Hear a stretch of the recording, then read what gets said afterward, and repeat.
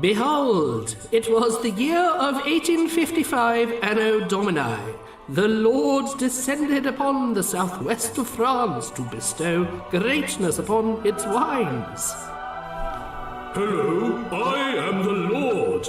There are many wines from Bordeaux.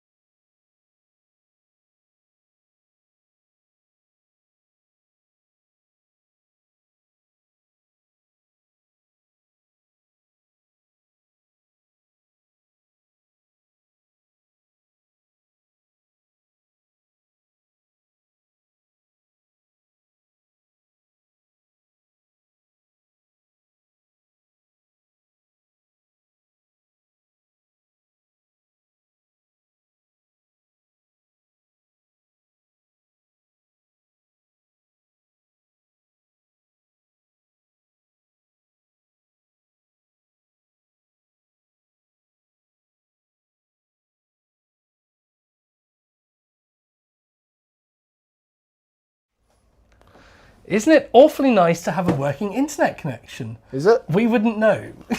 I'm so sorry, guys. I don't know what to say. What are the chances? It worked perfectly all day long. Until 2 minutes to 8. You go live. It's Monty Python-esque, you could say. Isn't it awfully nice to our have apologies. So if you haven't already, and you should have, let's get wine number 1 in the glass. We're going to go to the intro now, and then we will be back to go through everything we're doing. I hope that you're there. Let's get drinking. Let's get drinking, definitely.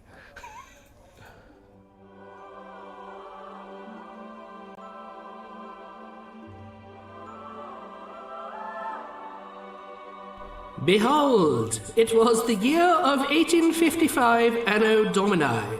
The Lord descended upon the southwest of France to bestow greatness upon its wines. Hello, I am the Lord. There are many wines from Bordeaux, but not all are equal in mine eyes. So, I am creating a holy classification system. Thanks. So, what does that mean? I shall divide the makers of Bordeaux into 5 categories called growths, and into 5 growths shalt they be divided. Into 3 shalt they not be divided. 4 is right out. The first growth shalt be the finest, and the 5th shalt still be good. The others less so. Okay, so I can look at this classification to work out which to buy. Of course. And it's all based on the quality of the wine? Well, naturally. So who decides? Me. Based on the price of a ton of grapes in 1855. Not the taste of the wine? No. Right, so these are definitely the best wines in all of Bordeaux. Well, kind of, as long as you exclude the right-hand side of the river. Oh, and dessert wines. Right. Exactly. Except from Graves. Hang on, so it's limited to just the top left corner of Bordeaux? That's right, but I might make an exception for Chateaubriand. I love those guys. They can go in. I am quite confused. So now you're saying it's just wines from the Médoc, apart from some exceptional wines? Bang on! So what about Cheval Blanc and Petrus? Surely they should be in there. Don't be silly! What? So it's Médoc plus Chateaubriand, but nothing from the right bank or Entre deux Mers. Well, so presumably this group changes over time? No! There shall be no changes. Not even if other people's wine gets better? Nope. Well, how about if the winemaker changes and their wine gets worse? Nope. What if they buy a vineyard from a lesser unclassified domain? Surely those grapes can't be called the same thing? Of course they can. Well, how about if they rip up the original vineyard, or if it gets destroyed by, say, 2 world wars or something? Surely you can't say that a non-producing vineyard's better than one that is. Why not? This just doesn't make any sense at all. So now you're telling me that this is how you're deciding it and it will never, ever, ever be able to change? That's right. This is the word of the Lord. That's me. And it is final. Unless if Baron Rothschild makes a good argument 100 years later. I might let him in. Ah! How are normal people supposed to make any sense of this? I don't know. Ask Jamie and Alex.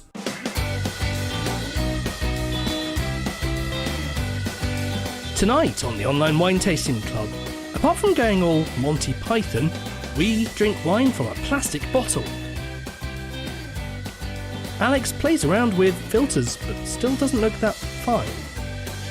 And Dan declares himself to be a fan of alternative wine packaging. Bag boxes! Bag boxes! It's time to revisit one of the most famous and confusing wine regions in the world with the adventurous series, Wines of Bordeaux.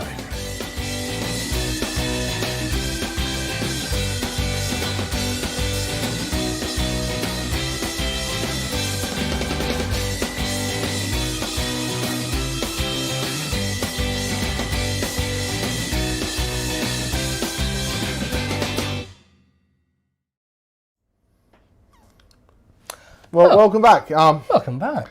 He looks like he's still studying. Bordeaux is a massive place. Look at the size of this book. But I'd like to clarify from his video at the beginning. It was not quite the Lord who set forth these growths of Bordeaux. Well, he kind of thought he was the Lord, didn't he?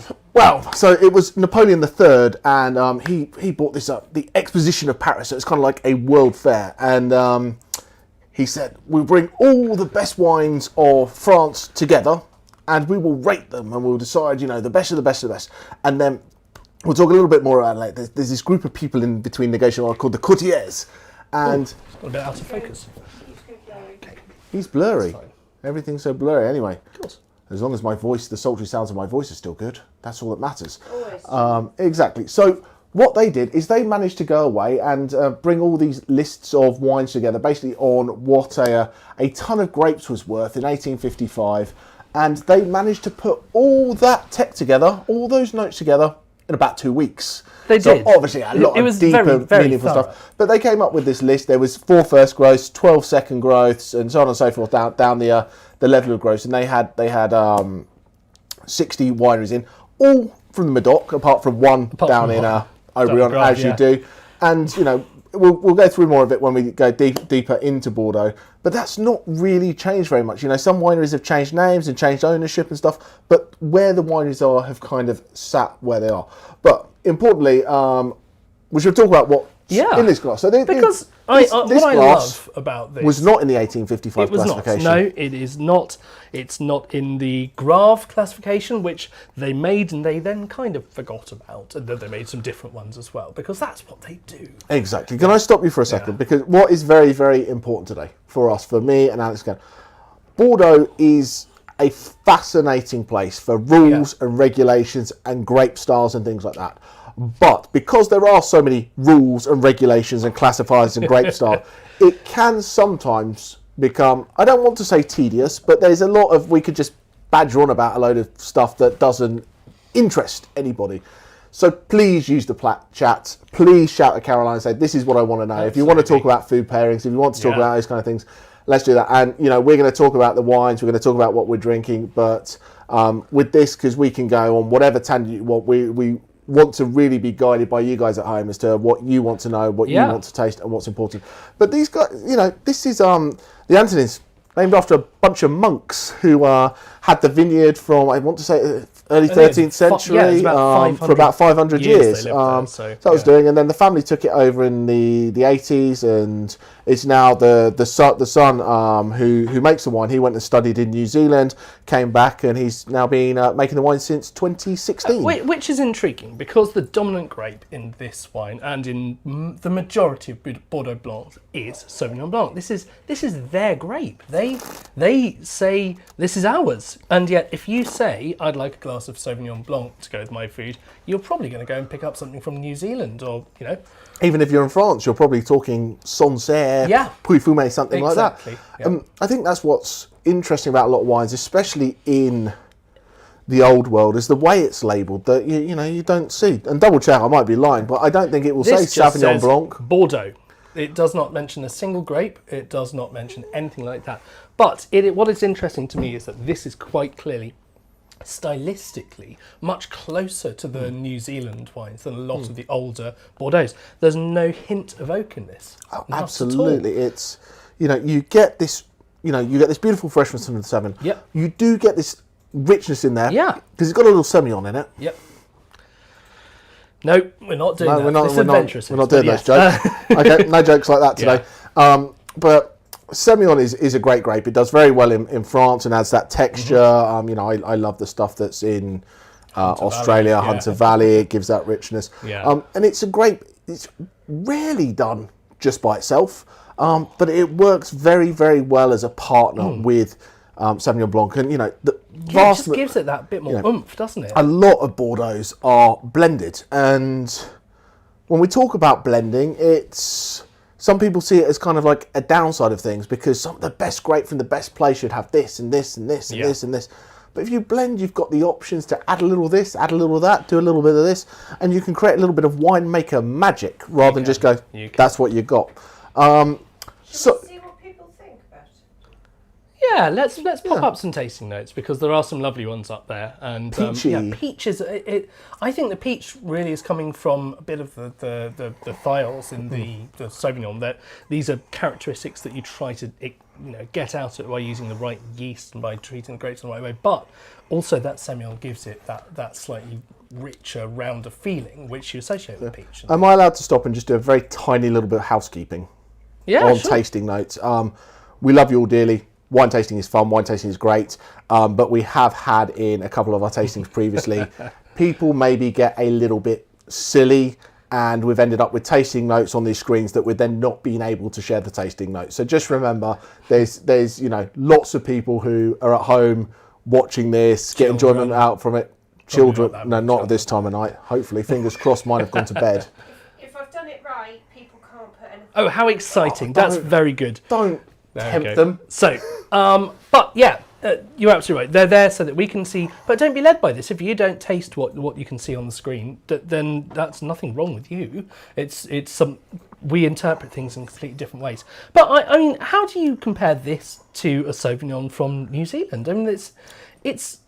Where would this come in where you wouldn't pick up? So I think Sauvignon is one of my favourite grapes for showing typicity of where it comes from. Yep. Sancerre is vastly different to Marlborough, is vastly different to this, is vastly different to something coming out of Chile. True. And I think a lot of the time, and there's going to be people like batter me for saying this, Sauvignon Blanc becomes that glass of wine that you just pick up and drink and it does what it does. This is much more that kind of food wine. It's got that richness. It's got a little bit more about it.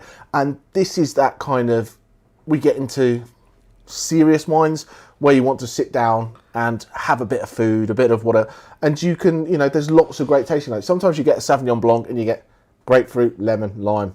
The end. Yeah. This, you look at the tasting notes we've got, there's lots going on there. There's a lot of cool stuff happening in this. And I think that's what's really, really great about this wine. It's technically very well made.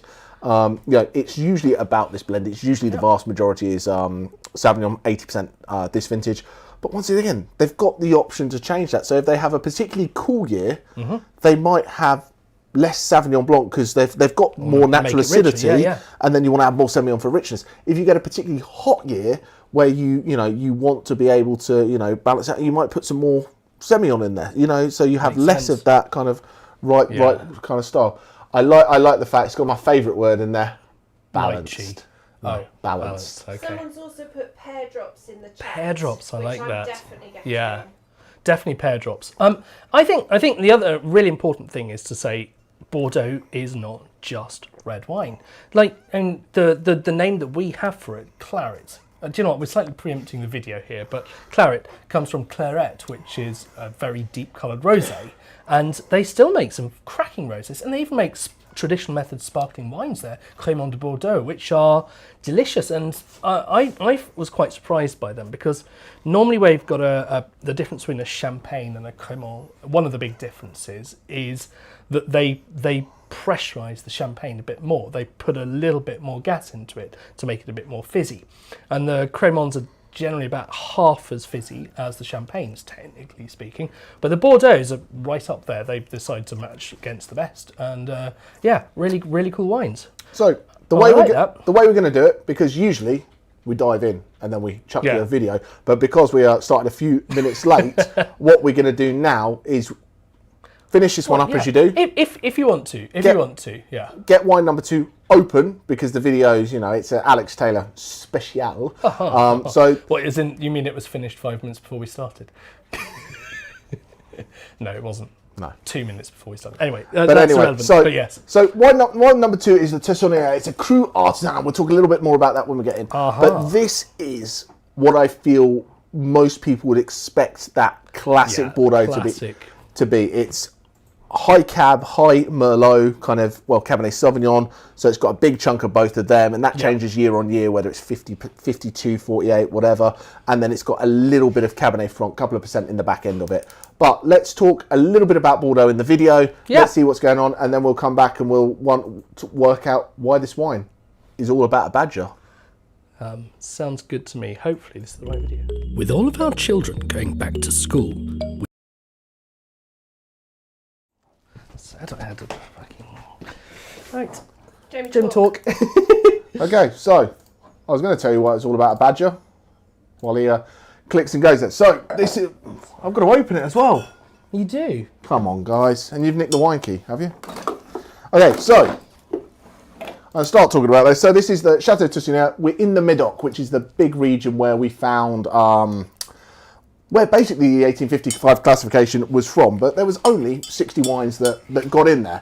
And there's been lots of changes and bits and pieces after that with Cru Bourgeois, Cru Artisanal, and that's kind of a different kind of level of structure for all the wineries that didn't get selected in that first little run. And just because you weren't in that original classification does not mean that you're not a good wine, not a great wine, and things have changed a lot since 1855. What people are making, what people are doing, what people are drinking. So there's a lot of these new age kind of styles, and this particular wine I think is absolutely beautiful. We've got a 2016 vintage, and Tessonnier comes from the Gaelic of Toussaint, and my horrible pronunciation of French is probably embarrassing a lot of people out there, but it comes from the word for a badger's burrow. So that is where the winery decided that name would come from. And so, hey, do I get a prize for getting badger in again? Indeed, I do. Absolutely. And hints of mushroom on the nose as well, those sort of tertiary flavours. Snake, man. So this is left bank. So we expect it to be the majority cab. It's 52% cab, 2% Cabernet Franc, and the rest is Merlot. So someone else can do the maths on that for me. But this is that classic claret, and when we talk about claret, that was always the style of being on the left bank, and claret would generally have just 3 of the what people would say the 5 grapes of Bordeaux. How are we doing? Well, doing. Because I'm going to give away your entire video. So well, no, because the video is actually talking about wine number 1. It so is. we're fine. But Bordeaux and the like. So, yeah. But do we want to talk about Bordeaux? Shall we do that now? Let's see if the video works. Let's go to the video. Excellent. Bordeaux, arguably the most famous wine region in the world, and the home of blended wine, creating complex flavours by bringing together different grapes and using oak aging to, as they would say, elevate the wine to new levels. With the name comes images of stunning chateau, crazy prices, billionaire collectors, and perhaps more rules than you can shake a baguette at. Caroline had the privilege of visiting Chateau Mouton Rothschild and meeting the Baroness back in 2004. The settings, the wines, the food, it really was royalty level stuff. But what about the rest of us, the normal wine lovers? Do we have to know everything about Bordeaux? A few years ago, blending became a bit of a dirty word. Places like Burgundy were all about purity, about terroir, the individual vineyard, the microclimate, the soil. The smaller and rarer the plot, the better. Bordeaux was all about winemaking, which was seen as less pure somehow, maybe less honest. Additionally, Bordeaux blends became available from all around the world. And while they offered approachable deliciousness, Bordeaux preferred to offer exclusivity. It was, dare we say it, a little bit snobby. If you turn up to your favourite chateau, you would be greeted by a closed door and a firm non if you wanted to know more, let alone if you wanted to taste some wine. And if you're not already a well-known buyer, many places simply refuse to acknowledge you. Napa it is not. It's therefore a region that conjures up equal amounts of frustration and delight. It has rules that make literally no sense. Wines you have to leave for 20 years, austere, unapproachable styles. Prices that are too high to open that bottle on anything other than the most incredible occasion. So it is no surprise that we've increasingly sought alternatives, especially ones that don't need us to have a PhD to read the label. And yes, while keen wine lovers might know that left bank means Cabernet heavy blends and right bank means Merlot heavy blends, trying to keep a track of all the different producers, villages, satellite villages, let alone the vintages, requires a serious love of the region. And so we have come to take the name Bordeaux slightly for granted in recent years. There are just so many easier wines to pick, where you know you'll find something good in a similar style to the better Bordeaux blends, whether it's from Stellenbosch or Napa. But the times, they are a-changing. While the high-end wines go from one record to another, much of the rest has been struggling and is now seeking to reinvent itself. So tonight, we wanted to give this region another chance, and to go into what makes one area different to the others, and to find where you still can discover value away from the top names that the collectors seek.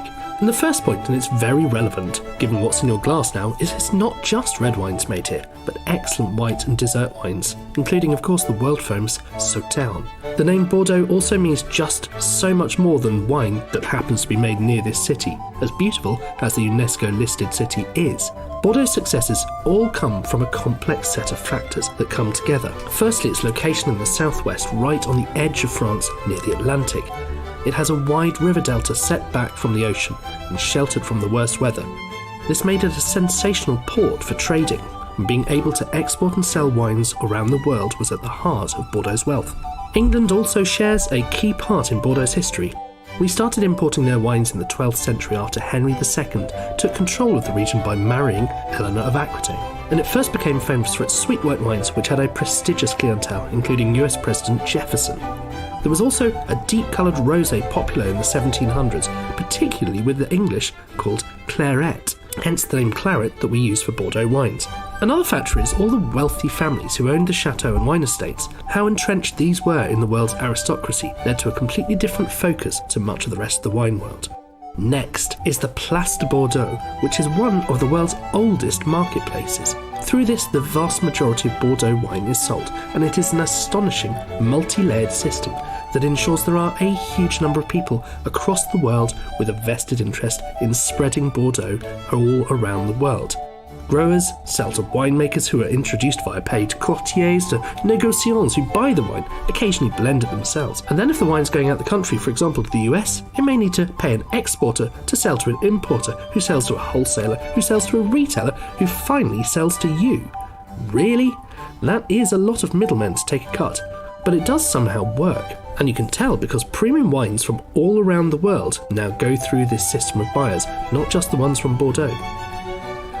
And a key part of this is the en primeur system, where wine is sold just after it's made, but long before it's ready to drink. Professional tasters try barrel samples and attempt to deduce how good the wine will be, so hopefully by buying it young, you can find a bargain. And of course, another part of Bordeaux's mystery is the infamous classification systems. The 1855 classification under Napoleon being the most well known, but then in the mid-1900s, Grave and Saint-Emilion came up with their own. The later survived with some controversy, and then there was the definition of Cru Bourgeois and Cru Artisanal, which attempted to give some of the non-classified winemakers their own way of shouting about making good wine, and of course the split between Bordeaux and Bordeaux Supérieur. Finally, there are the regions, villages and rivers, and for that, let's make Caroline happy and bring up a map. So Bordeaux covers around 60 miles around the city of the same name, and of course it's home to the biggest estuary in Europe along 3 rivers, the Gironde, the Garonne and the Dordogne. These affect the climate and are a huge part of why the wines have achieved world dominance. More about that later. The region produces, on average, 486 million litres of wine each year. That's 650 million bottles, and that is nearly 2% of all the wine made in the whole world. Only a minuscule part of that is from the top estates. Now most people think of Bordeaux as 3 key regions: the left bank, the right bank, and the bit in between. The left bank's famous for very gravelly soils, and it's also closer to the Atlantic Ocean. That is very important for Cabernet Sauvignon. The gravel retains the heat from the sun for longer, meaning that the thicker skinned grapes properly ripen, but the cool air comes in at night to preserve the acidity. However, go inland just past the city and you find the area of Graves. On the right, where the vineyards are much further away from the cooling influence of the Atlantic, clay and limestone And this helps grapes like Merlot keep cool and watered so they can retain their backbone of acidity and not over-ripen. Further inland, the river splits to form the Entre-deux-Mers region, which translates as between two seas. And this sits between the Garonne and the Dordogne. Beyond this are the famous villages, names like Saint-Emilion, Margaux, Pauillac, Pomerol, and all of these have their own rules. And then there are satellite villages, such as Montagne Saint-Emilion and Lalande Pomerol, which are very close to the famous ones, not quite as prestigious but often similar in the wine style and the terroir, so potentially offer better value to the drinker. So let's talk about the elephant in the room, the price of the really famous wines. Why is Bordeaux so expensive? Well, aside from the supply and demand question, there are a few factors. Firstly, land. To buy a vineyard in one of the famous villages is ludicrously expensive. In 2017, the average price for a hectare of vineyard land in France was 140,000 euros, but in Pauillac, it was 2 million euros. Next to that, while we hear the £10,000 bottles of Cheval Blanc, more than 70% of all the wine made in Bordeaux is sold for between 3 and 15 euros, so it is not all expensive. With an increasing focus on organic and sustainable production, plus all of those middlemen to pay, that makes life very hard for the growers. Last year alone, the average price paid for bulk Bordeaux by négociants was between 500 and 750 euros per 900 litres, which is as little as 64 pence for a bottle's worth of wine. And that's all very well, but it cost more than 1,400 euros to make the same amount, which is nearly 3 times as much. In many cases, it would be better to just have the wine distilled to make industrial alcohol. And all of that is before the impact of extreme weather events like hail, which have hit Bordeaux really hard in recent years. To justify all that and stay afloat, the wineries must ensure their high-end wines pay their way. All of this brings us to the climate, and as it starts getting hotter, the traditional grapes start to struggle. They generate too much sugar, they lose too much acidity. Until 2019, red wines from Bordeaux were only allowed to use Cabernet Sauvignon, Merlot, Malbec, Petit Verdot, Cabernet Franc and Carmenère. In 2019, faced with so much heat and the prospects of more change, the Bordelais decided to permit the use of a maximum of 10% of some new grape varieties. These include Touriga Nacional and Marcelin. White wines were predominantly Sauvignon Blanc and Semillon, but there were some others allowed, such as Sauvignon Gris, Muscadel, Ugni Blanc, Colombard, Merlot Blanc, Andong and Mozac. After 2019, they were allowed to also use a maximum of 10% of grapes like Albarino and Petit Manseng. But even without these new grapes, there are plenty of things that the growers can do to adapt. More and more people are using the less common grapes that we now see commonly in South America, like Malbec and Carmenère. These can maintain acidity, but they can also be a bit more clever in the vineyard, shading the grapes with the canopy and even reducing the number of leaves so the vine has less power to make sugar. In extreme years, they can even spray the vine with natural clay to basically put sunscreen on the vine. So for all the dramatic headlines, there is still a lot of room to preserve the Bordeaux that we know today. Since we're drinking one, let's go back to white wines. Now, Bordeaux is the historical home of Sauvignon Blanc, but when you go for a glass of Sauv B, do you reach for Bordeaux? No, I didn't think so. And for years, white Bordeaux made no mention whatsoever on the front label of its grapes. It was simple. This is a Bordeaux Blanc. So dry white wines are made throughout the entire region. The most famous are from Graves on the left bank, and the region between that and the Dordogne, known as the Entre-deux-Mers, or between two seas. The more premium examples use oak, which creates a vastly different wine to the cool fermented stainless steel wines of Marlborough, which we now think of as today's spiritual home of Sauvignon Blanc. But it's no surprise that the French have looked to New Zealand, jealous of its success with their grape. And this is where Wine One's winemaker cut his teeth. So it's no surprise that the wine we're tasting tonight has a tad more in common with those wines. But it does still have a decent amount of Semillon in it, which adds body and richness. Chateau des Antonins is a historical estate formerly owned by monks who lived there for more than 500 years. So, are we tasting something of that centuries-old historical lineage, or something like a New Zealand wine, or something completely different? Let's go back to the studio to find out. Welcome back, and I hope you enjoyed that. It's nice when you get the right video to go up, isn't it? But it's an absolutely fascinating place, Bordeaux. I have been a few times, and there's this beautiful place with this it's a fountain which just sprays this sort of like millimeters thin layer of water on, and it just reflects everything. It's absolutely beautiful. And they've also got the Cité du Vin, which is the wine museum. There've been a lot of wine museums tried in times past, and they tend to end up being a little bit sort of self-centered and a bit dull. These ones, they've been really, really keen to make sure it's just about wine in general. So you get sections about Burgundy, you get sections about Napa, you get sections about Spain. It's trying to be a proper experience of wine. It's well worth going to. It's great fun. You can go and smell the individual sort of sense you get from the different parts of it. So it's a really cool place to go. But the wineries, like we said, can be quite intimidating. You turn up, you know, we go, hey, I've come to this like one of the most famous wine chateaux in the world. Surely they will be trying to sell me something, maybe some wine, but you know, maybe just some tourist stuff. No, we cannot come in. You do not have a reservation. It's just ludicrous. I thought we were banning you from doing accents. Not at all. Okay, fair enough. But I think that's what's interesting about Bordeaux, and I think that's interesting of a lot of the big growing regions around the world, that you have these cult wines that, you know, as you saw, they've got so many levels that so many people are investing in selling these wines that they don't need to get a quick bottle off to, you know, a quick case to use, you'll come around, that's done.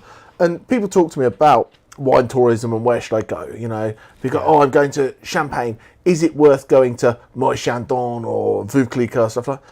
And it absolutely is, because just that level of grandeur to go and see what they do is absolutely epic. Well, I turned up to the outside of Chateau Margaux, absolutely stunning, and was there a damn thing I could do? No, not at all. So, and I think as we talk through today, we've got to realise that not all Bordeaux is created equally. No. There's these cult Bordeaux that have sat in this classification, and they are wonderful, wonderful wines most of the time. We should talk about the elephant in the room. Like, you know, is it? We made a slight big joke about this. That, you know, it was set in stone in 1855. How can it possibly be the same today? And do you know what? The answer is that, broadly speaking, it's not far off. There are a lot of the second growths that are just as good as the first growths. There are some third growths which are probably pretty much up there as well. But it's a self-sustaining kind of cycle, which is that because it is seen as the best, they can afford the best equipment and the best winemakers. Yeah, and so funny enough, they become the best. So when are you going to Bordeaux then? When am I going to Bordeaux? Well, yeah, for the best winemakers. Excellent question. I'm sure that I'll be in high demand in Chateau Haut-Brion, but perhaps in a few years. Yeah. But I think the other thing we've got to look at is, you know, I did a Bordeaux tasting, like as a restaurateur, like an in-person one the other night, and what we've got to discuss as well, and we'll get to pricing later on. But some of these command an absolutely eye-watering amount of money, and you go, is it 10 times better, 20 times better, 100 times better, 300 times better? It might be, or it might not be, and that's it is as an investment. And that, but that becomes a personal preference. I can't say that, you know. And I talk to a lot of people. Let's take Châteauneuf-du-Pape, because I think that's a good example. A lot of people have heard of Châteauneuf-du-Pape. It's like, you can buy Côte de Rhône, similar area, does what it does. But it's a third of the price. Is it as good as Châteauneuf-du-Pape? No, I don't think so. No. But do I want one bottle of Châteauneuf-du-Pape or 3 bottles of Côte de Rhône? I've also and that's personal choice. Châteauneuf-du-Papes that are, frankly, neither here nor there. They Cabernet, frankly. Cabernet, frankly, indeed, yeah. But yeah, it's. Just because it's got one of the names of these places doesn't mean it's been made well. Should we have a look at the tasting notes for wine number 2? I think that's an excellent idea, because what I've done is I've put wine 2 on the left and wine 3 on the right. Do you see what I did there? Ah, you're banking on what we're going to do next. Indeed, yeah, quite. So to compare these two different sides of the river, and it's strange because on one hand they're different blends. This is majority Cabernet Sauvignon, this one's majority Merlot, but there's also completely different lands. And, you know, one of the things that Bordeaux does not go big on is this whole idea of terroir, of the land, of the environment. But you do have to look at these. They have quite different environments. And you've got, over on the right bank, you've got lots of clay, which does absorb the water and becomes really quite squishy and unpleasant if you get a lot of rain. But it's quite helpful when you get to those dry seasons. It clings onto it. And you also get limestone, which is another one which is you just think about it, it just the water goes through it, and it's brilliant, like a sponge for water. And on the other side, you've got gravel, which is not. No, that was just blunt, wasn't it? Yeah. This does this and this and this and this, and I was like, nah, that was. But I've got my Bible here, which has done the very first sort of real deep dive, and this is a book called Inside Bordeaux by Jane Anson, and if you are a Bordeaux fan, it's absolutely brilliant. You can't buy it on Amazon. You can unfortunately only buy it from Berry Brothers and Rudd, bbr.com. But she has got look maps. at that. Look at that. I'm giving a Promo. plug to someone else. There's nothing in it for me, to be clear. But it shows you exactly where the spots for gravel or limestone are. And so actually then tells you which of the chateaux are on these different kinds of soils. So you can start to seek out wines based on something that's fundamental and driving the quality of the wine and changing the style of the wine, like what it's grown on, more so than the name of it. So it's a really, really interesting and different way to look at Bordeaux, but it's there. People move on to wine 3. Yeah, get wine 2 and 3. Absolutely, of course they can. Yeah, Drink I'm a wine. bit thirsty, I think. that's Thirsty. fine. Right, So, I'm moving on to wine number 3. totally different styles of wine, and you will probably have a preference for one or the other, and it probably will depend on whether you're eating anything or not, won't it? Yes. So, Chateau Cruzeau, we are going over to Saint-Emilion, and this is a Saint-Emilion Grand Cru 2017 vintage, 85% Merlot, 15% Cabernet Franc, not a Cabernet Sauvignon to Nope. be seen.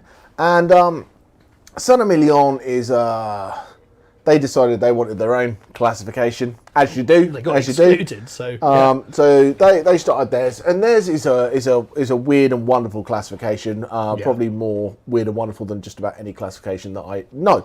And you've seen a little pyramid in the video that showed you the different levels of it. Saint-Emilion, the Grand Cru, Grand Cru, Class A, Class A, Class AB, Yeah. and you've only got 4. Well, we'll get there later. You only have 4 Class AAs, 15 Class Yeah. ABs, but this changes regularly. So, yeah, unlike the so 1855. So they're redoing it all again next year. So I'm not going to try and teach you Saint-Emilion Grand Cru Class A law 'cause it's a- today and who is who and who is what and Yeah. whatever, because it's going to all change in 2022 based on, for Class AA, the last 20 years of vintages, for Class AB 15 years, and just for Grand Cru I think it's 10 years. But Well, the there's controversial bit about the one this year is that they are also putting in your media mentions, your social media coverage, how many influencers have talked to you. it's not just That's about not quality just about of the wine quality anymore. of the wine, and this is very controversial. I like that. Because You like it? it's making it more consumer focused. It is. But do you think the French producers want that? No. Not at all. No. That's the thing. They want And to that's- sit on their That's proverbials. where the New World has been able to come in and put the Quite right. consumer front Quite and right. centre. Okay, cool. Can we please have some Quite more right. Instagram likes before we get taken off the air then? Actually, we've never been about quality either, have No, we? that's So we've got no But quality, it's no certainly- Instagram likes, no good it's for anybody. heritage. And I think the big houses in the Grand Cru Class A were very irritated that the amount that was based on basically their heritage is greatly being diminished, and so they're going to let other people in. It's exactly what happened with the 1855 one. Is when they tried to revisit it, they go, okay, we're happy to get rid of those guys because they haven't got a vineyard anymore, but you want other people to come in? I don't want to be alongside those guys. But I think when we look at it, you know, the 1855 classification is much more consumer friendly. First is better than second, better than third, better than fourth, better than fifth. Okay, this says Saint-Emilion Grand Cru, and you've got to know what then Saint-Emilion Grand Cru Class A is, and they're all very similar mumbo-y jumbo. If you're not a wine person, They've sort of it's- defined their baseline as the top point. Yeah, from the top point Burgundy, is Grand Cru, and Yeah, I'm like, yeah. but Grand Cru is third tier, It's really. like, congratulations, you have an A star, but everyone else has an A star star star star. So yeah, it's a bit of a strange one. And surely enough, they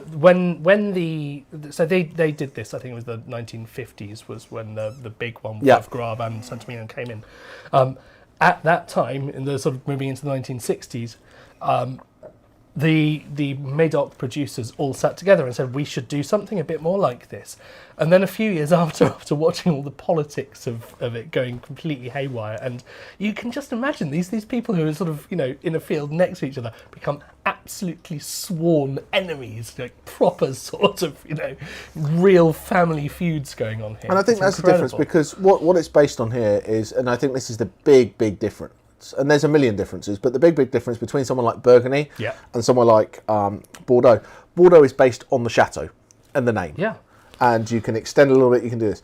Burgundy is based on a very, very particular piece of land, that it's this vineyard. Exactly. So a Premier Cru vineyard, I can go and buy a Premier Cru vineyard, and I've still got Premier Cru. Can't buy a Premier Cru vineyard, can I?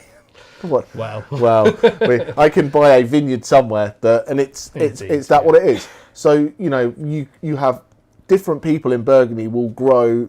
You can have many Clos de Vougeot, well, not many, but there's a few different people make Clos de Vougeot. Absolutely. There's a few people make Polini Montrachet. Chateau Margaux is only Chateau Margaux, but it's in the Margaux region, and therefore there's other people who are making Margaux, and it can be a little bit difficult to decipher. But if they buy a vineyard that was previously just generic Margaux, now it's suddenly the best in the bloody world. And that makes... Well, it depends on, the focus is clearly, like we said, on the winemaking and on the style and on the oak that goes into it, on the processing and all of that, which isn't as sexy in today's sort of very natural oriented world. And that's a strange thing, because we've got this sort of tendency to think anything that man does is bad and anything that nature provides is good. But I mean, nature provided Jamie, and that's not brilliant, is it? Anyway, so but nice. We have these two completely different wines, and stylistically they are worlds apart. They are both Bordeaux blends, and they're both recognisable as Bordeaux blends, but one is a lot more gravelly, a lot more tannic, a lot more sort of earthy in its flavours, and the other's a lot more richer, smooth, rounder, riper style of wine. And this is where we dive into Bordeaux. That it's not all Bordeaux is Bordeaux. I don't like Bordeaux. I do like Bordeaux. Kind of thing. And I for me, I love the right back style, because I'm a New World fanatic, so I like that richer, riper kind of style. I'm afraid that's 3 out of 3, isn't it? Because 3 out of 3, but I think the thing that I've learned over the last few years is that as the wine gets older, and this is this strange thing where you have this image that with Bordeaux that you might not like it today, but trust me, just wait 20 years and it'll be brilliant. But if you do have those more aged left bank wines, the tannins and the acid that have given it such a kind of a flavour in the first pen, give it that ability to age, and then they soften and go into something with real character, perhaps a little bit more than some of the right bank ones on average. But yeah, I mean, I think that's the thing, is that I went around and I stopped off in Pauillac and in a whole bunch of those villages up in the Médoc and up into the Haut-Médoc. Haut-Médoc is the higher Médoc, which is the sort of a little bit further up to sort of. Haut-Médoc had a farm. My God. Anyway, it's it's a fascinating part of the world. The river is absolutely vast at this point, and you've got it has this shelter. It's where the Germans put shelters in to try to protect their U-boats, and it's just steeped with history. But that left bank side is flat and immensely boring looking, and you're just driving around these little wiggly roads which are around somebody's vineyard boundaries, whereas you go to Saint-Emilion, it's a much more classic sort of, you're going into the hills, it's beautiful. So on that note, should we move to the wine news and talk a little bit about what's happening with Saint-Emilion and their Cru, because they are due to release their new rankings. They are indeed, but in recent times, as I mentioned, there was only 4 in the top ranking. Yep. 2 of them decided they don't want to do it anymore. So Chateau Cheval Blanc, who, if you go through all the things, maybe have made the best wine ever. Their 1947 Cheval Blanc, and Chateau Ausson have also decided they don't want to be in this classification anymore. So they're going out by themselves. So that leaves 2 at the top. They've decided their individual brands are worth more than paying effectively, because they pay the fees of the group who come together and decide. Rate it. And they're like going, why would we pay you to suddenly say that these second-class wines are as good as us just because they are as good as you? So the toys have been very much thrown out the pram. But actually, it turns out there may be some method in the madness, because two of the producers in Saint-Emilion last week were found guilty of fraud and bribery in trying to get the rules tweaked, just so that they got boosted up and promoted. This is serious stuff. People will go to jail over some grape juice. Over some grape juice. Isn't that ridiculous? But it is what it is. It is indeed. And that's the difference between letter A and a B. There we go. Absolutely fascinating. But I have to say, for me, drinking these today, even though that's got an extra year of age on it, it's the Crusoe.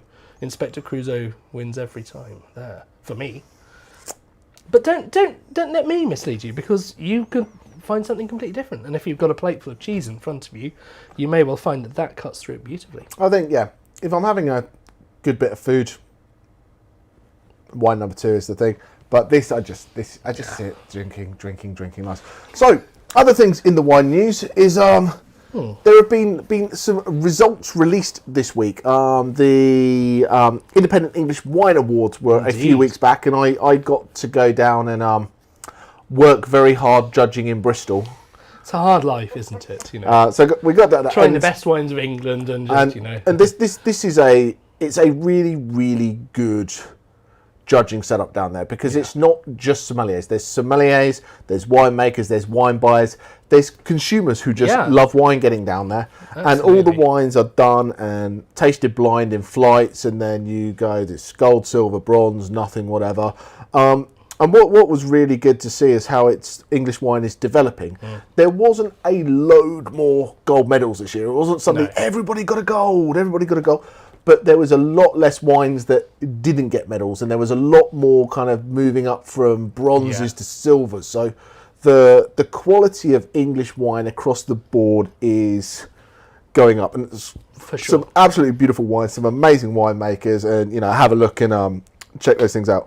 And great judges as well. I mean, you were there with Masters of Wine and winemakers as well. I mean, I spotted that Corinne was there from Exton Park, so a really, really good thing. But what was probably the most joyful little bit of it is that out of this, for those of you who've been with us a while, on our English tasting, we went down to see a wonderful, enigmatic Brazilian lady called America, because she was born on the 4th of July. And she came from Brazil and lives in an Oast house, which is right next to a Hobbit house that she's built. It's a cool place, Oastbrook. And we tried their Pinot Gris, which was delicious. But while we were there, her husband brought out a little water bottle, a plastic water bottle you saw in the intro sequence probably twice, and this little water bottle containing a rather cloudy looking sort of yellow substance, and he goes, got to give you a try of this. And we tried it, and he was like, what do you think? And it was brilliant. It was absolutely brilliant. It was at that point where you could just see that it was a rough tool waiting to be polished, but it was cloudy, so we can come on to... You're a rough tool waiting to be polished. Yes. We can come on to that later, because what are the finishing steps in finishing that wine off? But here is a wine that's still got a lot of the dead yeast in it, and it's not the finished product, but you can just tell the complexity of the flavours, the ripeness of the fruit, the depth of it, and the balance of the oak to the fruit flavours and acidity and everything. And it was brilliant. And that came where?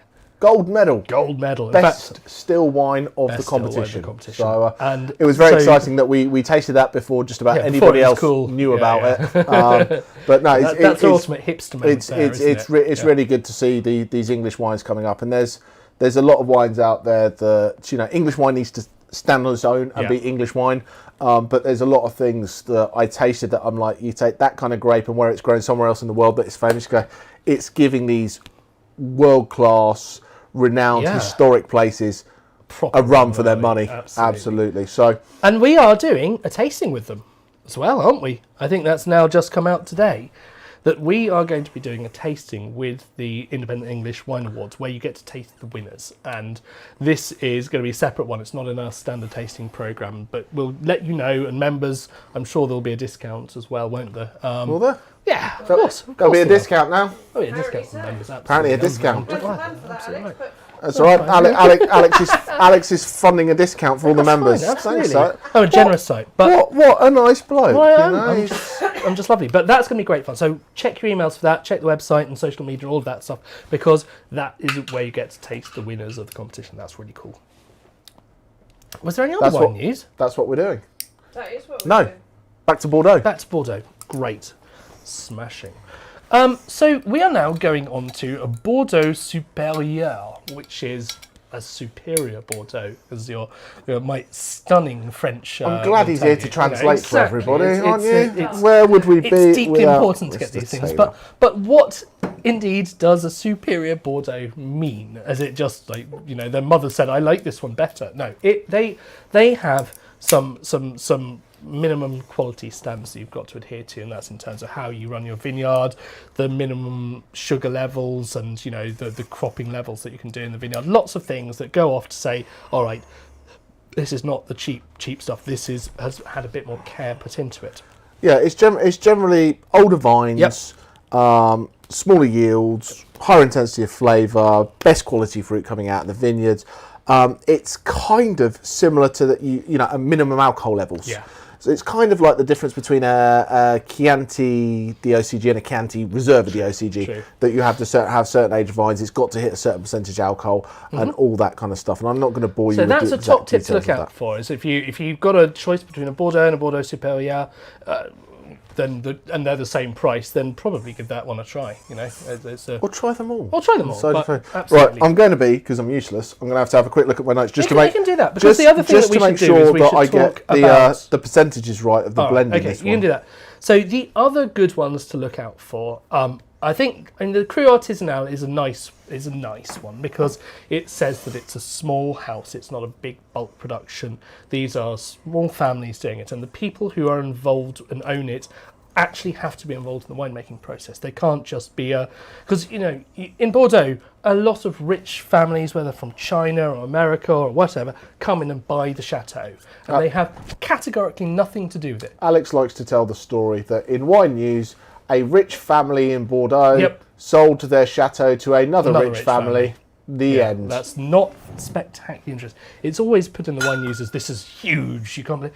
What's the difference does it make? Anyway, Kim Kardashian owns part of Chateau d'Yquem now, and I doubt that she's sat there crushing grapes in We'll her leave high that. heels. We'll leave that until we get to Bordeaux dessert wines. We shall. We'll but, go back to that. But artisanal means that this is a family who own the thing and actually really care about it. So that's cool. And the other one is Cru Bourgeois, which is a wider thing, but that is a regularly judged and Absolutely, with different categories in it. there's different numbers of houses, and it changes every 2 years. And you've got you got your Cru Bourgeois. Then at the very very top, you've got your Cru Bourgeois Exceptional, Yeah. and the last edition of it, is that the word to use? The That'll last do. edition. Only 9 houses out of the 200, Yeah. and I think it was 257 this time, got that exceptional. Yeah. And you're looking at these big houses like Chateau de Pez, who is owned by Louis Roederer, Yeah, quite, and yeah. places like that are getting it. So that is the way for these guys who didn't happen to be in the right place at the right time. Oh, a badger, of course, in 1855, which is exactly as you'd expect. Why should you not be able to improve yourself? Well, the answer is you can't. It's stuck. It's set in stone, that thing, and this is their answer to it. So look out for Cru Bourgeois wines. They're generally pretty good. Absolutely. So, what are we drinking here? This is Yeah. the Chateau Mahon. I keep putting the label towards Yeah. me, not that anyone can read it. Who cares? So we're the Mahon Levy. So we're down in Graves here. We're going down into the southern parts Yeah. of Bordeaux, which But is it's still on the left bank of the river. So this is a Cabernet Sauvignon dominant blend, except it's not. that would be a lie. That would be a lie, wouldn't So it? we're going a little bit south, Yeah. and this is really an area that you expect. There's a lot of white wine, Yeah. down there, a lot of Sauvignon, a huge amount of Sauvignon. You get into Graves and Pessac, that kind of part of the world. You're not far from Sauternes. You're getting Semillon and Sauvignon driven white wines. But these guys, it's an enologist who's decided he was going to get in, do his own bit in Bordeaux, And this is Merlot driven, so they've got a fair bit of land down there, but they've got this one vineyard, just 1.3 acres. They've broken the rules. Got 1.3 acres that they hold aside to make this red. So it's tiny, tiny little production. Leeches. Interesting. Okay. Leeches like on your arm. But yes, they have 1.3 acres, and they're primarily red. So their white wine is made under a slightly different name. Is it Chateau La Vie, I think? But this is the name they reserve for their red wine. I think that's a corker. And Grave is not traditionally the place. No, God's sake. Oh. But yeah, I think the notes that people are picking up. Before I've even tasted this, we've got jammy, we've got spice, we've got tobacco leaves. So that gives you that sort of idea. You're going into those developmental age characters, which are what Bordeaux is all about. Bordeaux is all about that tertiary stuff, isn't it? Is it though? Question. Yes. We've got a question Can for that. you remind our lovely tasters tonight what malolactic fermentation does to the wine peach? Malolactic. So, I'm a mallow starter. We're not going to go there. We might have another song coming up. But anyway, so malolactic fermentation. It's technically not a fermentation. It's not a fermentation. So you might see it as malolactic fermentation. You might see it as malolactic conversion. And what it is the conversion of acids within the wine. Yeah. So you start with malic acid, which is what you find really in apples. So that kind of like that very bright, Granny Smith tart kind of acid. You're a tart. Okay, that's great. We're all there. This is Adventures. Let's relax. I'm doing serious business here. That's my first one. And then there's enzymes within the wine that will convert this malic acid into lactic acid. And lactic is a milk acid, cream, that kind of thing has lactic acid. So you go from having these very, very kind of like sharp, zippy kind of things that you get in a Sauvignon Blanc or something like lots of malic acid. Yeah. The wines that you generally see go through malolactic conversion in the whites are things like those Chardonnays that you want to have that richness, Buttery, that creaminess. We talk about a creamy texture that sometimes comes from the oak barrel, sometimes comes from the lees. But generally, if you're adding the oak and you're adding the lees aging, you also want to go through malolactic fermentation to bring that roundness and richness. So you're going for those. Just think it's going from apples to cream, and that's that kind of texture and that feel you get with the final wine. So I hope that helps. And the thing says that almost all red wines, I think, Go through mallow. Every red wine goes through mallow. And I'm sure there's somebody out there that drinks 100 wines that go through no mallow. There's always there's always an exception to every rule, except the rule of 1855. Indeed. Oh, but there was in 1973 when Mouton for Mouton went Rothschild. up. Yeah, indeed. Perfect. He had been lobbying for 10 years, the old Baron. In fact, it's quite a funny story because Baron Rothschild, he wanted Mouton Rothschild to be in the first growth because, of course, he's already got one in there, so he wanted a second in there as well because he's got Lafitte, isn't it? It is. Different family. It's a different family, but it's still the Rothschilds. But yeah, okay. So they wanted their two chateaux in there. So he started lobbying. Let's revisit everything. And he got everybody on board. And they had because all of the producers came together and they counted their votes for shall we have reform finally to this thing, and I think it was about 42 or so out of the producers were in favour of reform. And one, they were going to kick out the ones who were not actually making any wine anymore because of the Second World War. And like we said, they didn't have a vineyard, so it probably shouldn't be in there. Absolutely fair. They were going to regularly review it. The ones at the bottom like that, the ones at the top were a little more nervous about it, but they were prepared to accept it. It's like American sports. They don't want any new teams because they don't want promotion relegation. Can't have that. Like World NFL League or whatever it is. But anyway. But this was the key point suddenly came where at some point someone said, just so you know, if you get declared to be a first growth under these new rules, we're not going to let you use your chateau's brand name on any of your sub-brands.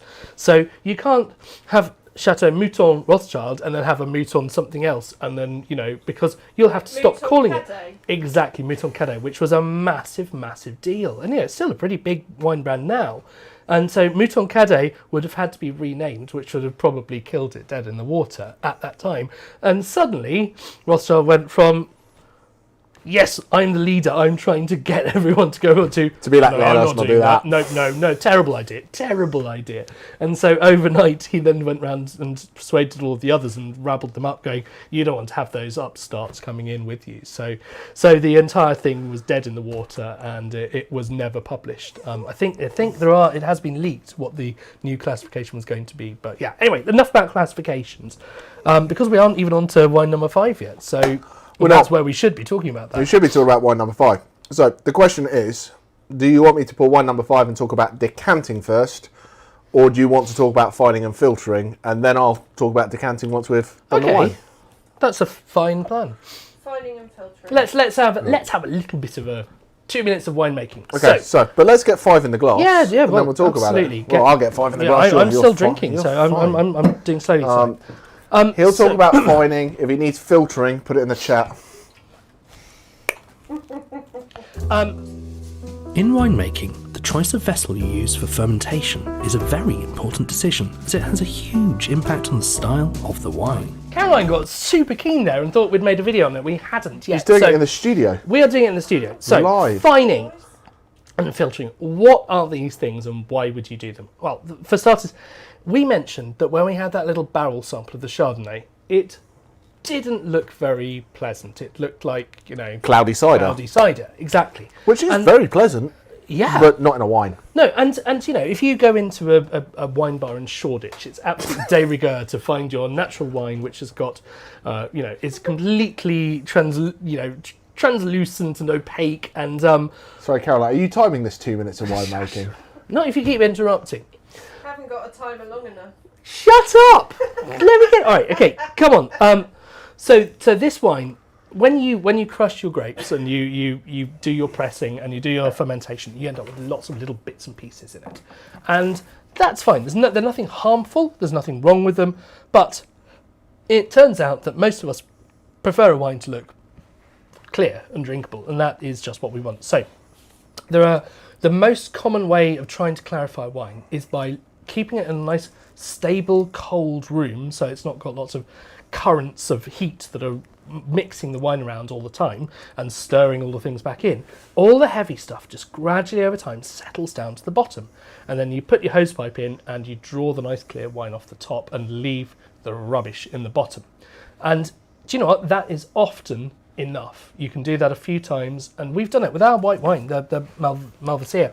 That didn't get filtered. It did not, largely because when we tried to filter it, we broke the filter and it started spraying everywhere. So we went more natural. We went, but it didn't need it. It was absolutely fine. So the first way you can try to do that, after that, if it doesn't work, you can try to filter it. And there's lots of different kinds of filter. This one is a very small version of what's called a plate filter. And here you can see there are plates, and in between those plates there are these little fibrous pads which just block the things, and you'll often hear of people going, I don't want to drink filtered wine because the flavours have been stripped from it.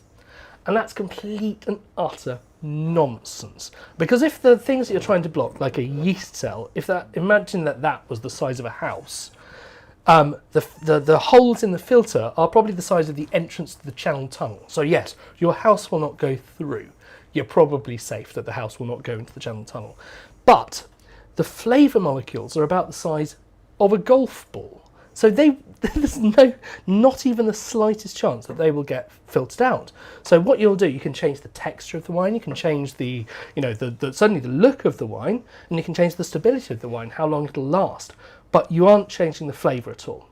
Fining is a very different kettle of fish. That is where you are adding something into the wine that clings on to those bits. It sort of binds with those bits and drags them down to the bottom.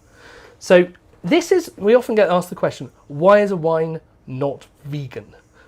Is the bacon in it? What's going on? If only a bacon wine. I'm sure there's a market there. But the answer is some of the things that people put in are things like egg protein, and it's a common technique in French cooking where they clarify a soup by using egg protein to bring it all together, and it binds onto it, and then they get rid of it. You're not eating the egg protein in the soup, and likewise you're not drinking it in your wine. And one of the things they use is a process rather than a product. It's a process, exactly, and it's not going into your wine at all.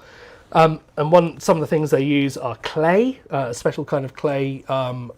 They've got pea protein. They've got plastic. Would you believe it? PVPP, a kind of plastic. There's all sorts of different things. I just like to call it isinglass without telling people what that is. Yeah, probably gloss Fish over bladder. that. Yeah, fish gallbladder, and So that's a. There are all sorts of strange things that have been used over time, and gradually people are moving more and more to the ones which are not made from parts of an animal, because that's pretty gross, frankly. Well, there's a lot. Alex, wasn't blood used at one point? Yeah. I mean, you look at your Hungarian wines, Egri Bikaver, and the bull's blood wines. That there were rumours that they were using sort of blood in the process of that, and also that it was like, there's the two different versions of the naming for that wine. Yeah. And it's the line that it doesn't, whether you use animal protein or clay, doesn't affect the final wine. Shouldn't. And I think bentonite, that's the clay I was thinking. Yeah, but generally, where you'll find people who are using the animal proteins are just because that's the way they've always done it. Exactly. If it ain't broke, don't fix it kind of mentality, and then you'll see more of the newer age winemakers take on these new techniques. And so this is my last word on this, is that it's not that. So we said that filtering does not change the flavour. Fining does change the flavour, because it doesn't just pick up the bits that you're trying to clear, it picks up flavour molecules, and it picks up tannins in particular. So some of your fining techniques that are designed for really, really big tannic wines are actually designed to reduce the tannin. So, you can put stuff in. I did it. So winemakers will do what's called a fining trial, where they will put small little sort of bottles of the same wine, and then they will put in a small amount of the different fining solutions, fining products, and they will work out what works best by tasting it. And it's as simple as tasting it. And I tried probably one of my least favourite wines in the world, Dornfelder, which is, we had that one in the Germany tasting, which wasn't bad, but I've had some bloody awful ones. And one of the real things is it's incredibly tannic. You put one of these fining agents in, and it was like drinking Merlot. It was smooth and delicious. So that's that sort of thing that you can play with, and it's a real cool thing. Yeah, and I think the two things you've got to... I think sometimes when people hear about wine, people go fined and filtered, or unfined and unfiltered. You don't very often hear fined but not filtered, or filtered but not fined. It kind of goes a bit hand in hand. So I think that's why a lot of people think that it's the same thing. A lot of the reason for that is that quite often, if you're trying to filter it, if you haven't fined it first, the filter will block in like 2 seconds, and then the wine sprays all over your wine. It's quite dramatic. We had that one, didn't we? Yeah, I had a dinner with an American winemaker years back, and they don't fine or filter their wines, and it was a lovely story. It's very trendy. We don't fine and filter our wines because every time you fine and filter a wine, it takes away a part of its soul. Isn't that nice? But anyway, wine number 5 in the glass. That's wine what's important. quickly becomes quite sort of sentimental and sort of course it does. philosophical. I don't know. Look, as a winemaker, I will always tend to sort of go with things that work and dig you out of a hole. What? Have we done the tasting notes for wine 4? Well, no, we haven't actually. Let's have a look at what people said about that. People do apart from badgers. More badgers. It's getting a bit of a theme, isn't it? There's definitely a theme here. So, cigar. Cigar, tobacco, smoke. Yeah. It's got this red currant. It's got this richness about it. Yeah, black currant. And for a 2018, that's actually quite impressive that it's already. That it's got those tertiary developmental. I like the fact it says mint in there and flint. So you've got that mineral aspect and the kind of herbaceous aspect. Is that because they rhyme? Mint and flint. It could be. Lyrics for your next song. Red currant, horse. Now that's an intriguing one, because if you smell horse in a wine, it can often be a little bit of Brettanomyces, which is a bacteria which you don't normally want in your wine, but a lot of Rhone wines do have. So it's entirely possible there might be a little bit in there. Unfortunately, I've drunk it now. So no, I haven't. No, it's this one. You haven't. That's that one. I don't. I'm on to wine number 5. So. That's wine 5.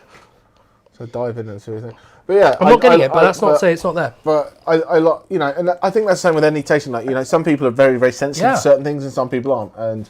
But Brett can, it's still bacteria that you can get.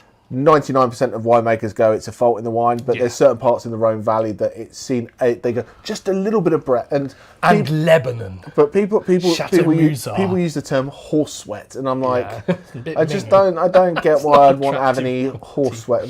But we then talk about tobacco and leather and things in wines. That's not something I go and eat on a daily basis, but in wine it can be a positive thing. Exactly. Anyway, Right. so Wine number 5. we have banged on about 1855 since it seems about 1855 now. moly. So we have now got one of these wines from this classification. So Caroline, this would you like some? Do you want to bring a glass over? No, I'll have some afterwards. So this is Chateau Bataille. So this is in the 5th growth. So bear in mind, this is at the bottom level of the classification, and it is still, I think, stunning. Absolutely stunning. So we're in Pauillac, so we're in the Médoc, and this is 82% Cabernet Sauvignon.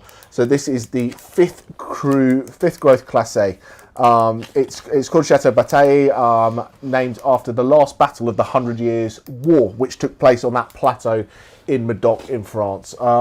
This is something, let people get their tasting notes in, because I don't really want to talk hugely about this until other people have got their tasting notes in, because I think this might be, and I cry for New World, Yeah. I think this might be the most stonking red wine we have done on the Online Wine Tasting Club since we started. I think you could be on something there. So I want people to get their tasting notes and do that. But while we're doing that, I'll talk. People I ask. think that Rioja was up there. One day I'll ask for your opinion. One day. Your opinion is always valid. Did you know that this is the only Pauillac estate to have been divided since the 1855 classification?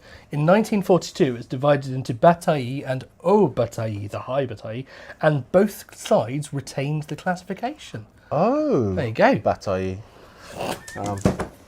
So yeah, it was originally about 60 hectares, got split into 2040, kind of that was the split on there. You had the plateau and the lower stuff.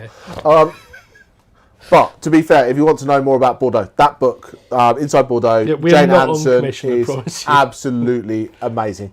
I would say it's a bit of bedtime reading, but that's about 3 years of bedtime reading. It's about 700 pages long, so that's 700 pages, 800 wineries tasted. Amazing. Yeah, she actually genuinely tasted across 800 chateaux. But anyway, I'm gonna get back to decanting. Yeah. Because it was mentioned about decanting, and then before we actually started, like Caroline was asking me a little bit about decanting as well. So we talked a bit about what was going on. Have I got the? Did I keep the bottle? Yeah, I kept the bottle. So decanting is about adding oxygen. Okay, so adding oxygen to lots and lots of wines in moderation can be very, very good. Oxygen could be an enemy to wines as well. So if you've got a really, really old bottle of wine, you might not want to decant it because it gets that oxygen far too quickly and the wine will start to deteriorate. Yeah. So wine's aging and oxygen, it kind of goes up, up, up. It plateaus for a little while and then it falls off the edge of a cliff. Yeah. Leaving and leaving and leaving. The oldest wine in the world is not the best wine in the world. And that's a very, very important thing. And that's because the cork has a certain rate that oxygen leaks into it, isn't it? And that helps that development process. Exactly, and that little bit of oxygen as it goes through the cork gives you what's called these tertiary flavours, these developmental characteristics that we talk about. So if you put the wine in a decanter, it's all about surface area, because it's similar to when we talk about we open a bottle of wine and let it breathe, yeah? Okay? So when we open a bottle of wine and we let it breathe, is my angle kind of here that people see this bottle with me in the camera. Yeah, that's good. Pretty good. So here, that's the surface area we have for oxygen, which is not very much. So if we're going to open that up and let it breathe, what does that actually achieve? Not much at all. We put this in here and we look at the surface area. What have we got? 100 times the surface area? Yeah, at least. Yeah. Okay? And then we've got the middle ground. We've got a nice big glass that we can swirl and we can get a bit of air in. So decanting, for me, I'm a bit of a weird geek. I like to see how a wine develops from when it first comes out of the bottle and let it hang out for a little while and go. So if you are opening a bottle of wine and there's just a couple of you drinking it, I think it's kind of fun to go through that process with the wine and drink it as it goes. Yeah, it's part of the story, isn't it? If you're doing it at a dinner party with 8 people and you can have a glass each, put it in a decanter, leave it for a bit of time to get it. You don't need to decant a wine for 7 hours ahead of time. You know, if it I needs don't know where this one came from. It's a very strange thing. If it needs that much decanting, it shouldn't have ever come out of the bottle in the first place, is my opinion. But decanters, they look good, they're nice, they're fancy. But there is the other aspect, which is that where you've got a wine that's very old, it could have been filtered and fined, and it will still end up with a bit of sediment in.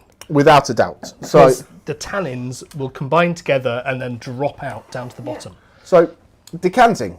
People decant. Decanting isn't taking this bottle of wine and turning it upside down in a decanter. Glug. Yeah. A lot of it is about, you know, I don't know if anyone's ever had that glass of wine that they've just poured the bottle and they've had that last sip of it and it's just a mouth of crunch and you're like, that is awful. So, if we are decanting a bottle and we're going to do it all fancy schmancy, as you do, you need to take this bit off the top of the neck so you can see through, yeah?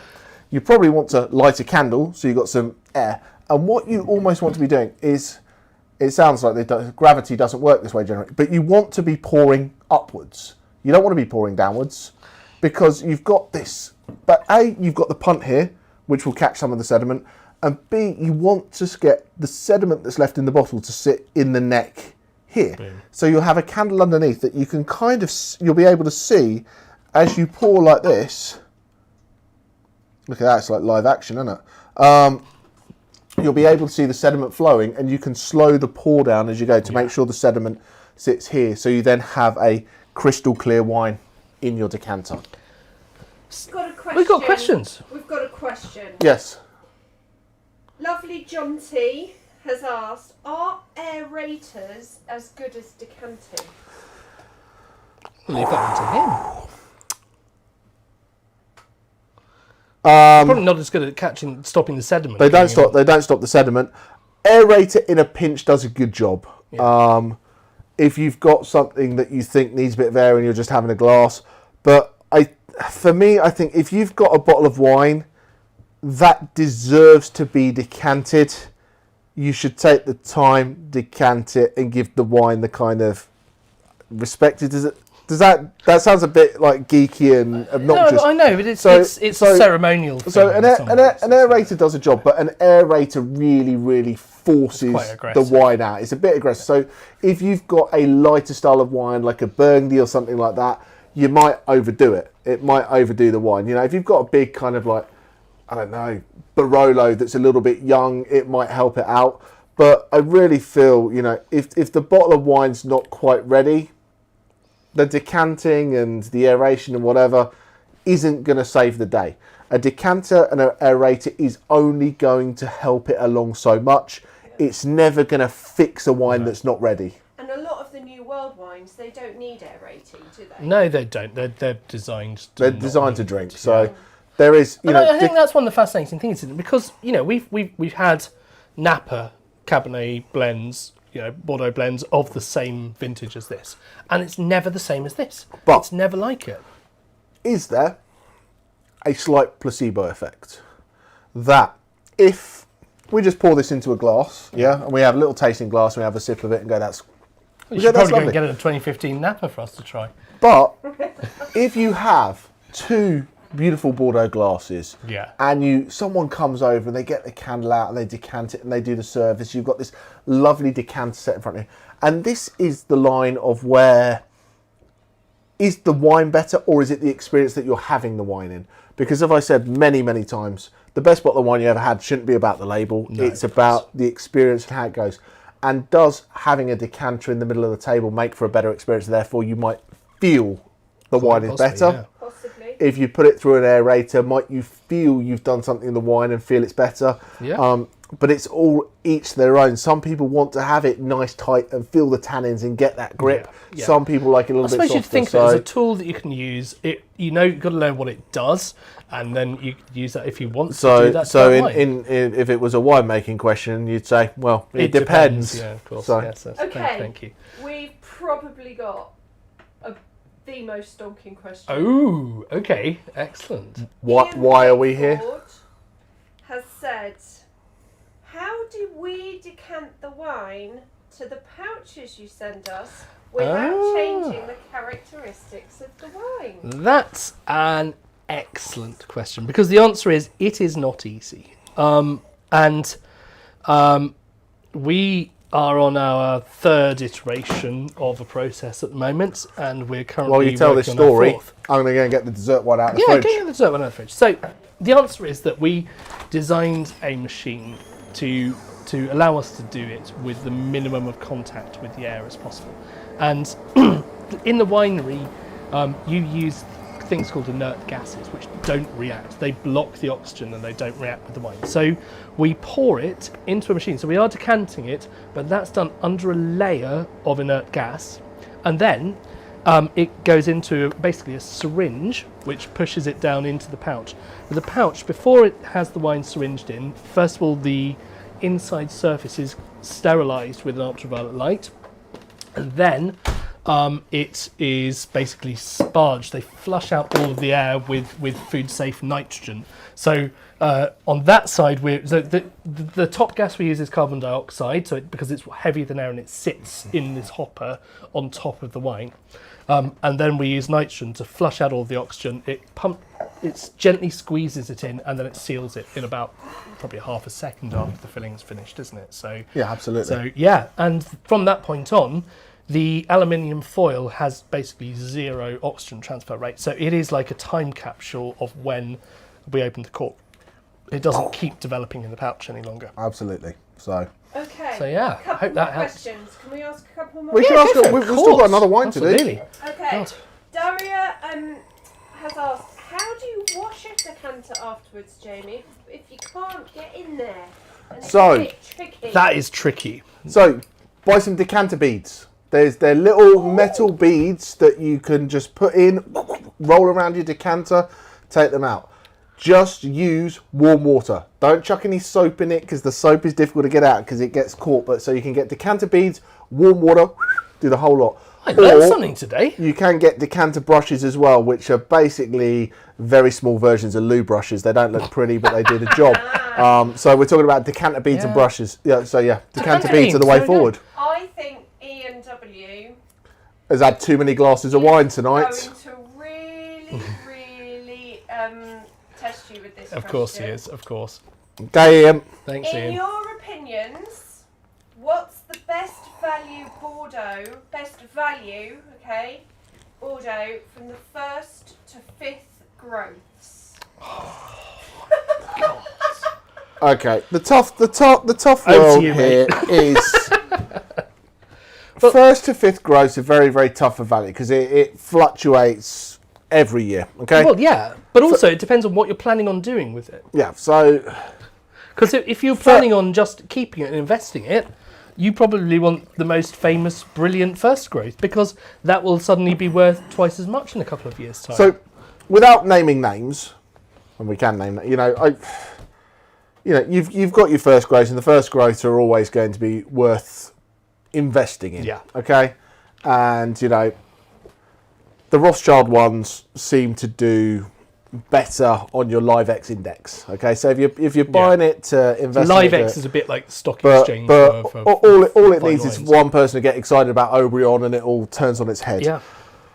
What I would say you want to look for is you go through the wine trade, and there's certain of these wineries that generally punch above their weight and punch above their grade.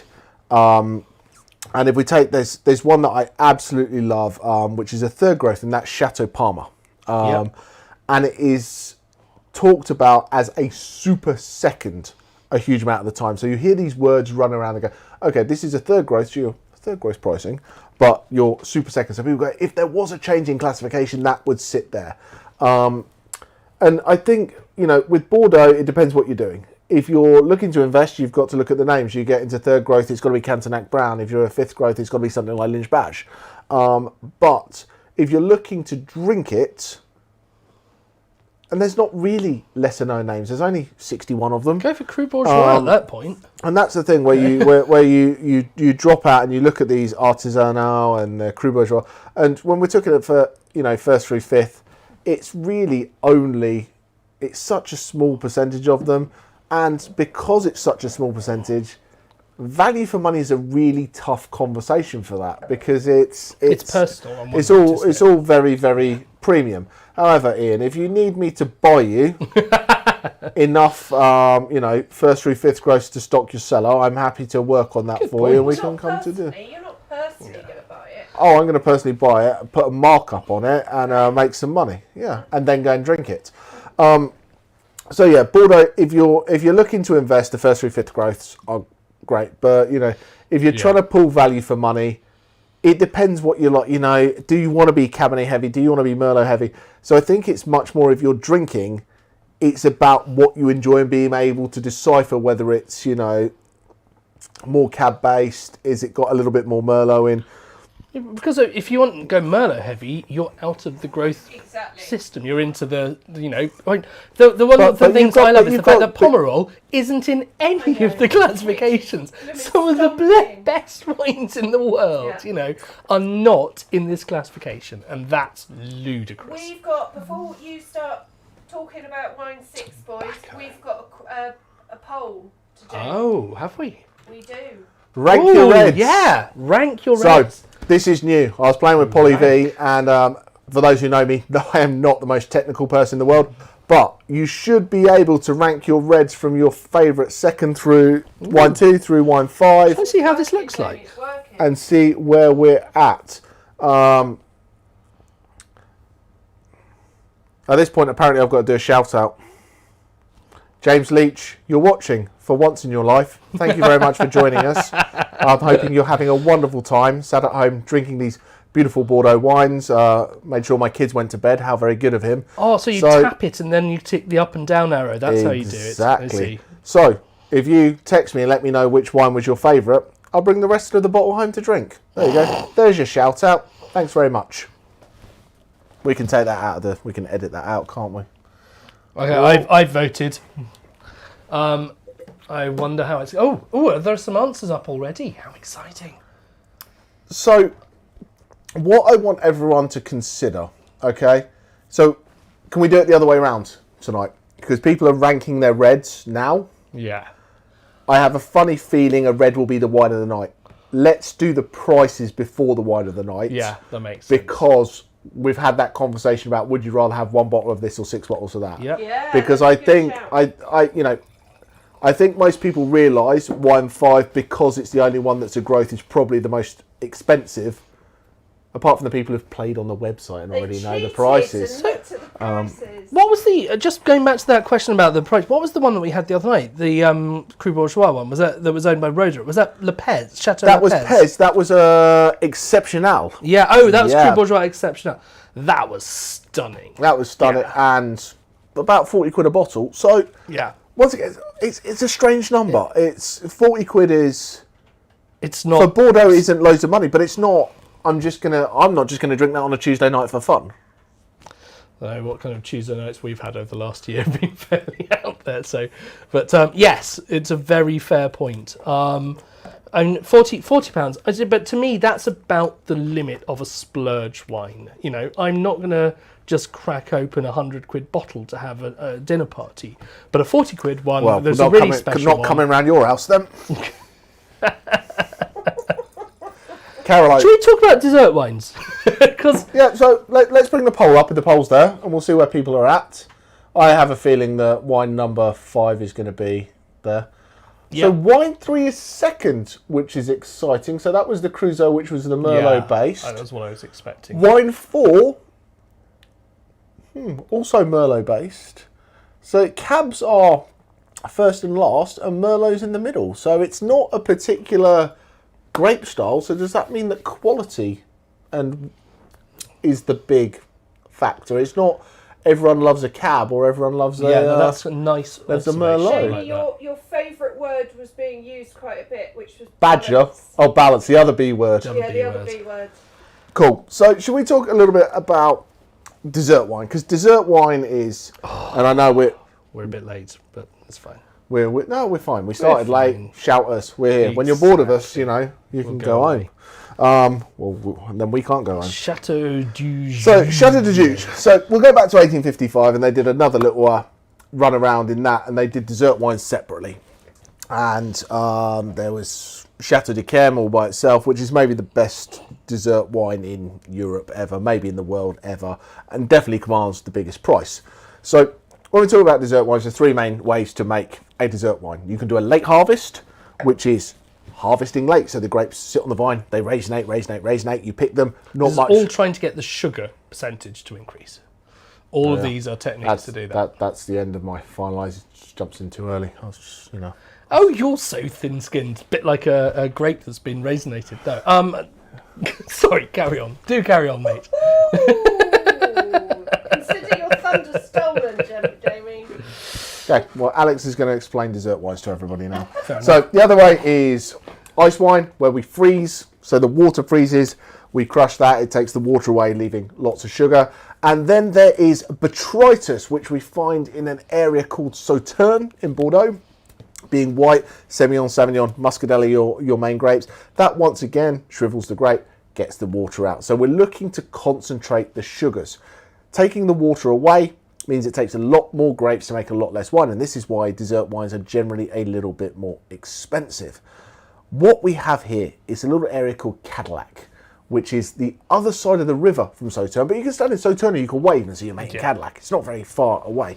But these guys play on making a really good value for money dessert wine. And it goes through this process called botrytis cinerea, which is also known as noble rot. And rot and grapes is not generally a winemaker's friend, is it? No. But there's lots of different rots out there, brown rot, grey rot, all these kind of things that happen. And we're getting most of them this year because this year is the hell year for winemaking, but there we go. But noble rot, or this botrytis, needs a certain set of conditions. And it only really happens naturally. You can't inoculate. You can't go, I'm going to stick a bit of noble rot here. It happens naturally. And what you need is you need to have warm mornings with mist. Yep. And that kind of does that rot. But then you've got to have these warm sunny afternoons to burn the mist off. So the grapes have to be damp in the morning and then dry out in the afternoon. And that's what stops them getting the bad rot. And that stops these bad rots that take longer to set in. So this gives you this beautiful honeyed concentration. And this is Chateau de Juge. I just think it's an absolutely beautiful bottle of dessert wine. It's honeyed. And this with cheese. It's like mandarin peel. This, if you find some kind of like brie, my new favourite pairing at the moment is any kind of dessert wine like this that has botrytis with this triple cream French brie style called Brie at Savarin. It basically makes the cheese taste like vanilla ice cream. It's absolutely the match made in heaven mental pairing that you will have. He's not wrong. And, dessert wine doesn't get enough love. People go, oh, I don't like sweet wine, I don't like sweet. And there's some kind of like rule in the wine world that if you like something sweet, you have no palate, whatever. Because I like a dry wine, I like this. And there's a time and a place for this. It became unsophisticated in the 70s. It became unsophisticated. And I think sometimes people are scared about the price of dessert wine because it's only a half bottle, generally. And then it's that much money. It's like a bottle, only smaller. Well, it actually is a bottle. So it's not like a bottle. But hey, what is this? A bottle for ants? It needs to be at least 6 times bigger than this. But a little bit goes a long way. There's a lot of residual sugar in this. I think this sits about 130 grams of residual sugar in this. This is actually, I think what I like about this is obviously it has acidity somehow, because generally speaking, you say that as a grape gets more ripe, the acidity drops. It's slightly technically not true, but that has acidity and that cuts through. But it also has these kind of like nut-like flavours, walnut-like flavours that give it a bit of something to offset that sweetness. And I think that's a really cool wine. It's very Sauternes-like, but it's from across the river, so it's cheaper. Happy times. And there's so. Put Caroline in. Was it you? Because it must be because you're so sweet. Aww. Or surprisingly acidic. But anyway, have we got anything else in the? Cracking taste. Honeysuckle, yes. Honeysuckle, absolutely. The floral side. So let's pop the prices up so people can see the prices, and then we can get everyone voting in for their favourite wine night. But I think we've gone through a lot tonight. We've gone backwards and forwards and around the houses and here and there. That was a proper adventure.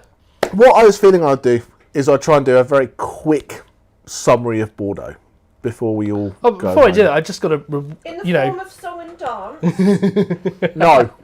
I've got to congratulate you. I thought it was a very good description of dessert wines and how they're all made. It's very concise. In fact, I think I'm going to nominate you for a Nobel Prize. Oh.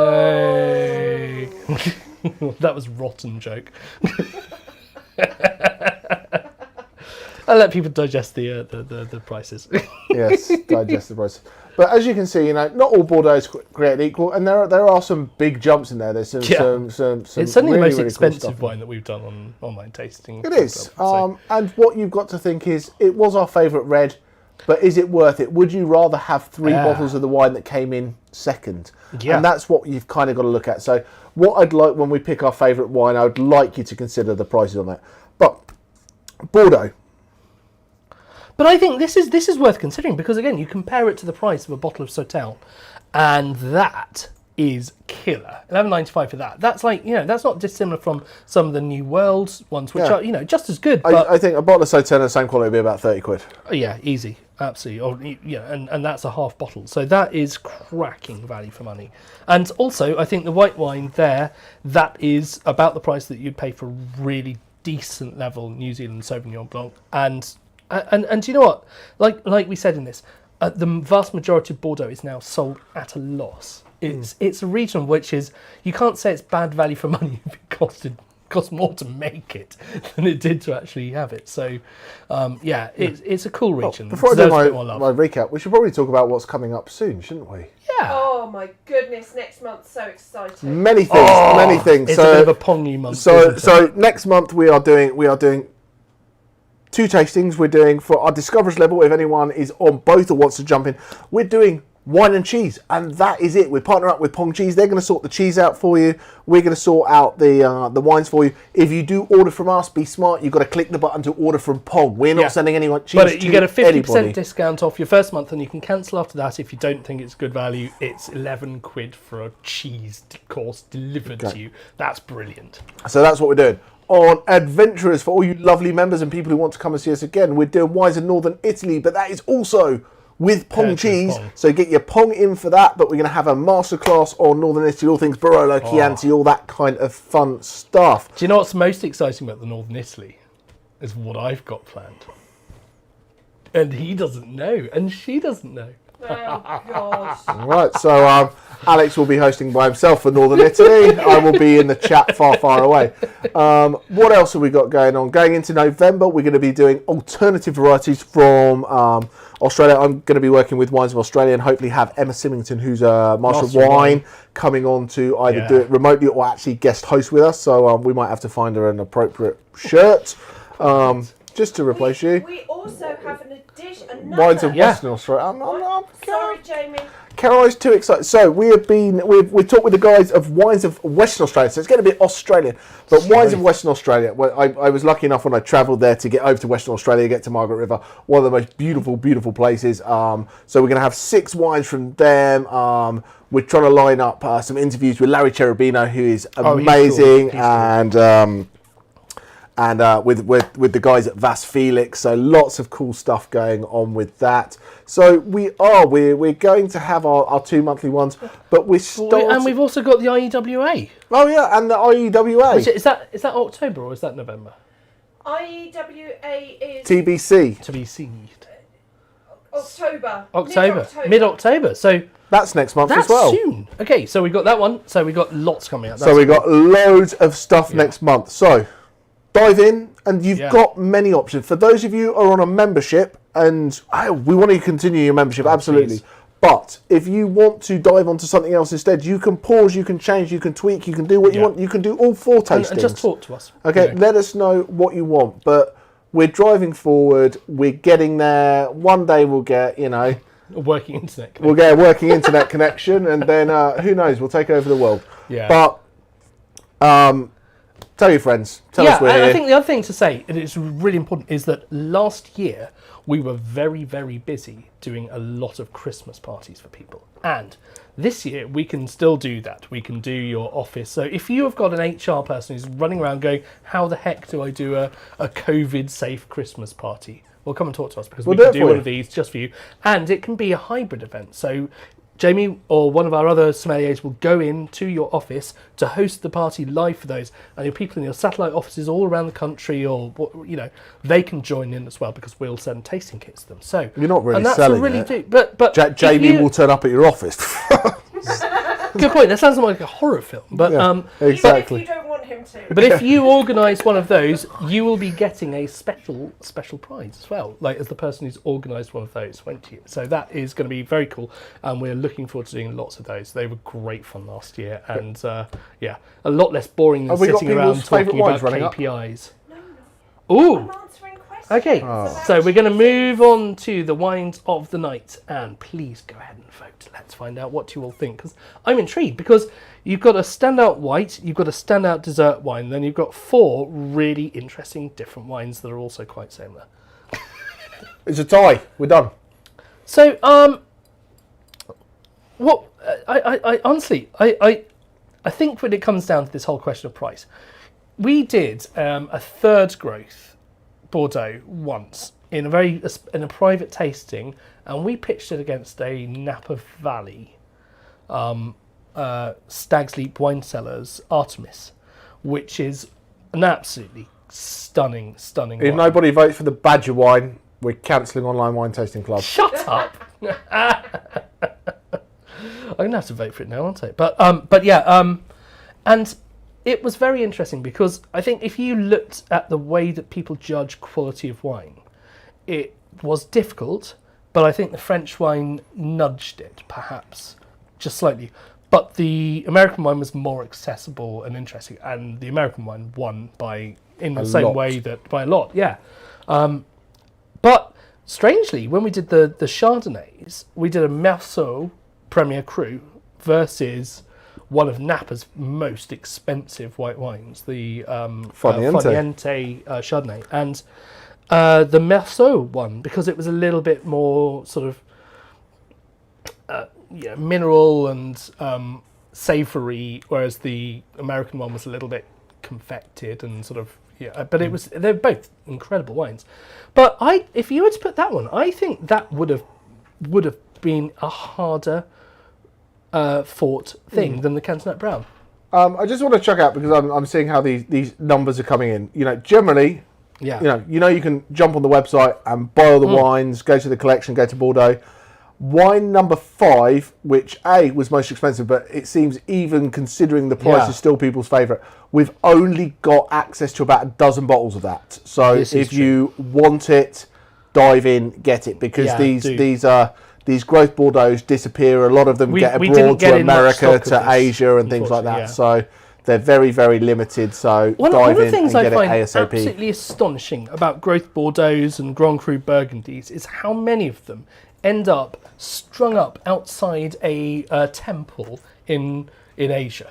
It's really quite mind-boggling when you go out to, one of the trips when I went to Tokyo was sat outside a temple in Asakusa, and there's all these bottles of barrels full of Gevrey Chambertin, Premier Cru, Grand Cru, and they're just sat there as donations to the gods. And I was like, can I please have a drill and a straw, and I'll get back to you in a month.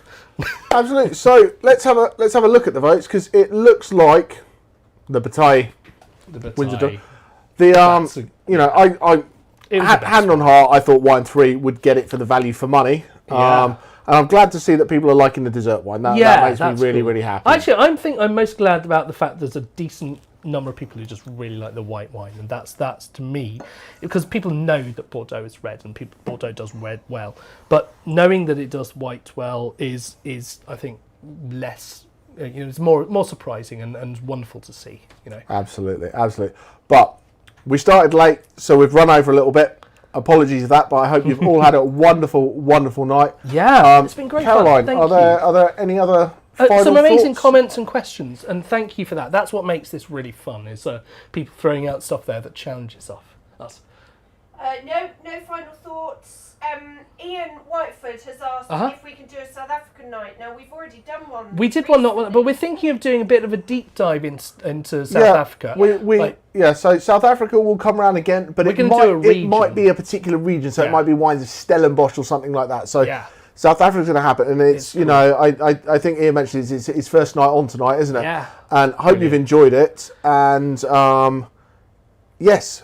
If there's certain things you want, give us a shout. Obviously, we've got to rotate, but we could do the same. We could do the same country for 12 months straight. There's enough wines out there.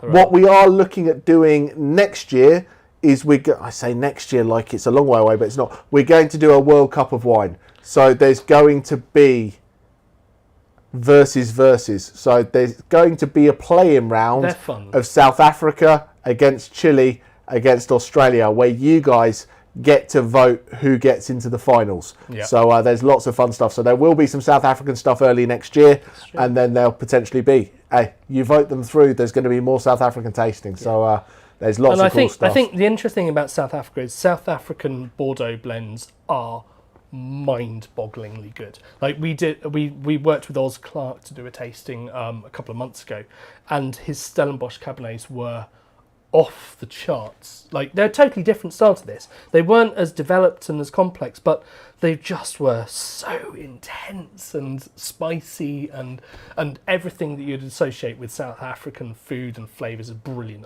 So yeah, I can't wait to go back to South Africa. Anyway, it's Bordeaux line for us to go. Yes. So I think we can probably So just before we go, other than say thank you, we hope you've had a wonderful night. What is coming up, sorry for this in advance, but also this has absolutely nothing to do with tonight, but earlier this month we did our back to school tasting with the Discover series, and somebody brought in a saxophone and harmonica and a guitar and a vine, and then we went to the pub. So it's nothing to do with this, but we hope you enjoy it. Thank you so much. Have a wonderful night. Hope to see you again soon. Roll credits. Roll credits.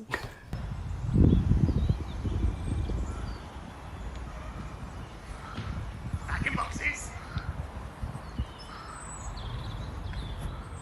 Bagging boxes. Bagging boxes. Bagging boxes. I'm not filming you. You're going to go to him. He's filming. Bagging boxes.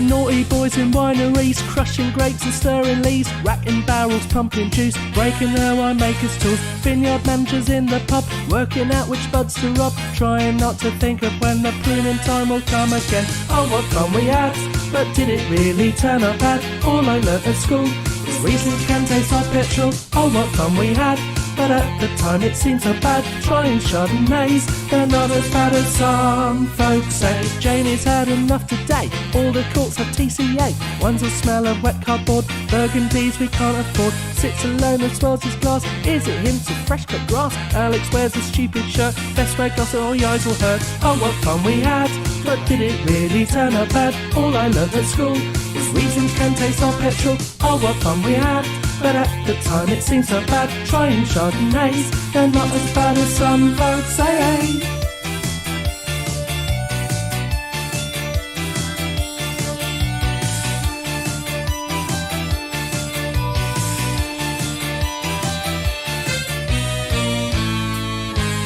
Lots of girls and lots of boys, lots of smelling Pinot Noirs. This wine was a total fail. Caroline, what's its name again? Bagging boxes, awful shirt. Why do cheap ones taste like dirt? Time for us to pack it in. Off to bed with a tonic and gin. Oh, what fun we had, but did it really turn out bad? All I learnt at school was Rieslings can taste like petrol. Oh, what fun we had, but at the time it seemed so bad. Trying Chardonnays, they're not as bad as some folks say.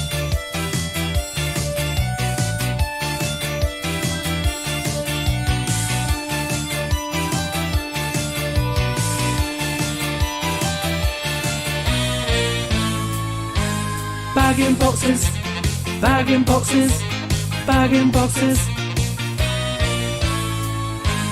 bagging boxes, bagging boxes, Bag-in boxes.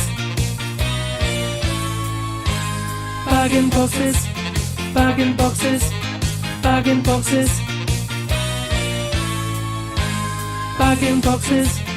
Bag-in boxes. Bag-in boxes.